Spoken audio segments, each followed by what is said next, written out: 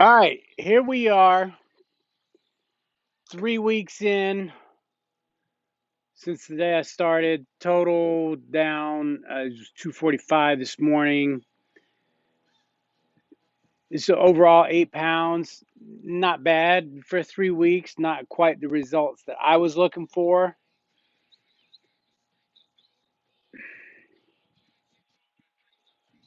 A lot of it, I realize, again, it's the mindset. It's how we think. It's see, this is the tough part because when we think we know something and we don't, it's good to have uh, a friend or someone from the outside looking in and helping us out. I look at the way I'd been eating and tracking things just mentally over the past year, and I'm like, whoa. I cut this out, I cut that out, and I started exercising more, so my results should reflect that.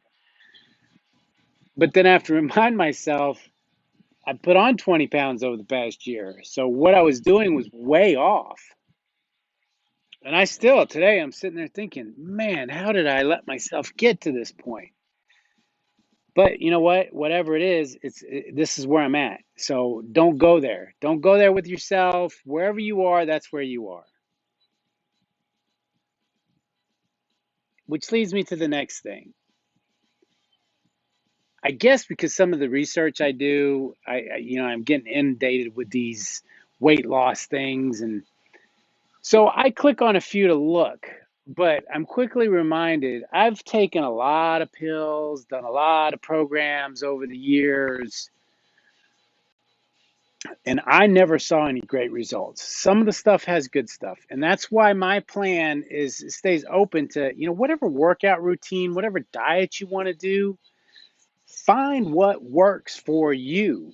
And you might find a program that part of it works, but some of it doesn't. That's what this is about. It's about finding what works for you, what's sustainable and maintainable, so you can maintain. And the self-awareness is the only thing, and that's what this is all about: planning, putting something together, doing it kind of scientifically, checking the results, see what works, see what feels good. And I get it. They're selling stuff, so they use these trigger words, and it's so easy to fall into. You think there's a magic pill. Oh, there's a certain way, and I still feel that way to a certain degree, but I think the magic is in the process. It's in doing it and tracking to see what that magic is for you. You have to be careful with pills that you take, even some herbs and stuff, because too much of it can damage your kidneys. You have to do the research and find out what effect it has on your kidneys. I'll give you an example: echinacea. It's good for short term.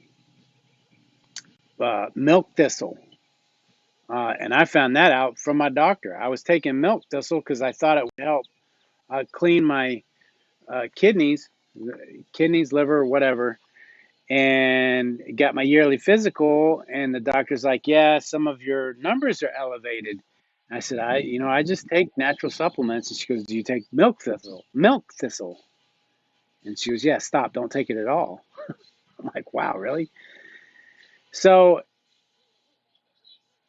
be careful. Just because it's a vitamin or a natural supplement, your body doesn't need some of that stuff, and it only needs it if there's a problem. That's like vitamin C. There's some studies out there that doses of vitamin C can help cure certain things.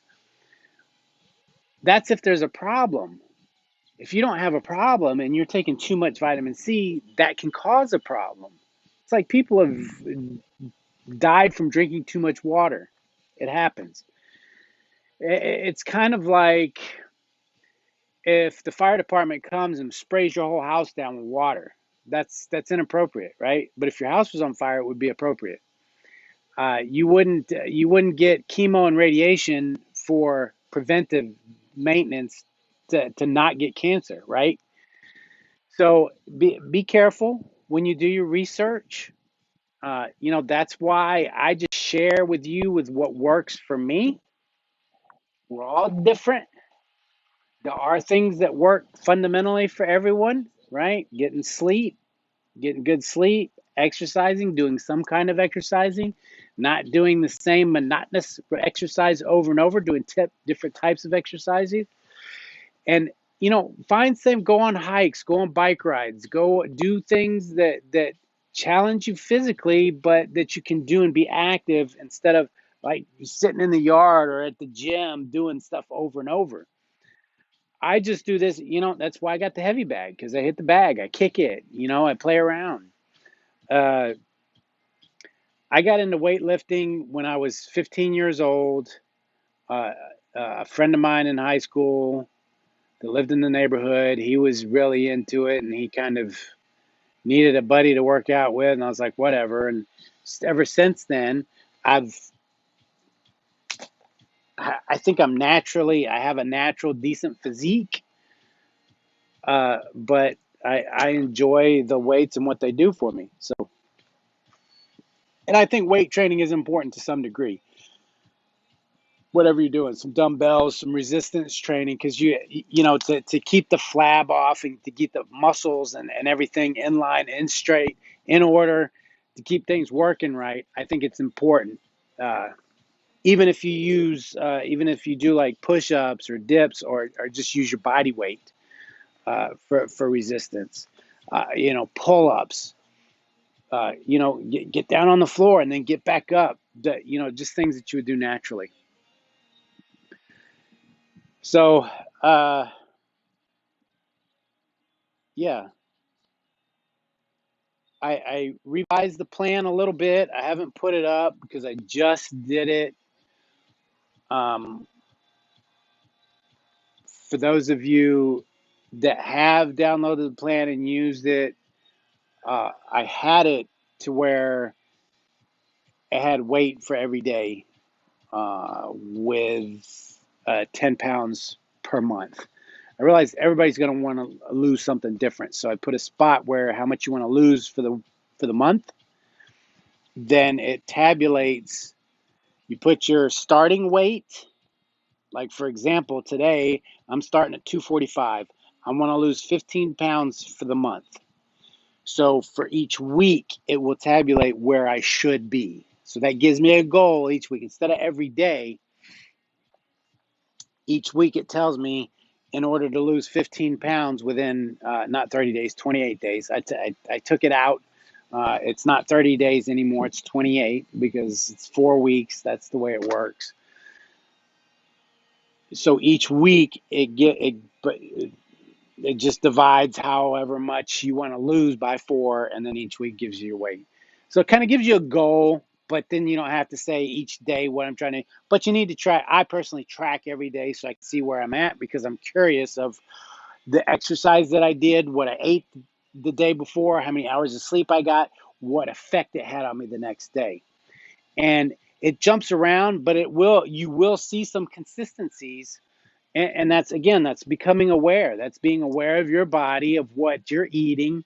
And again, if you like, like I was just watching a video, this guy, he's ripped, he's like, I'm 45 and I can eat whatever I want. I eat pizzas, hamburgers. And then he shows the magazines he's been on. He's a freaking bodybuilder. And he's like, oh, it's not genetics and blah, blah, blah. And I'm like, your body is you've trained your body to do that. So I don't know what he was selling. There was one I watched before that. He was 57, and it was a workout program that and he's saying, don't do the treadmill. Saying I think what I find usually when I go through these whole things, and sometimes I'll buy their product if it's not too expensive because I'm curious to see how their funnel works, what they're actually going to say, and in the end, they basically all say the same damn thing. Watch what you eat, watch how much you eat, and exercise. And so they all basically say the same thing. I get tired of it. But anyway, that's where we're at. 10 minutes. See you guys tomorrow or the next day or the day after. Who knows?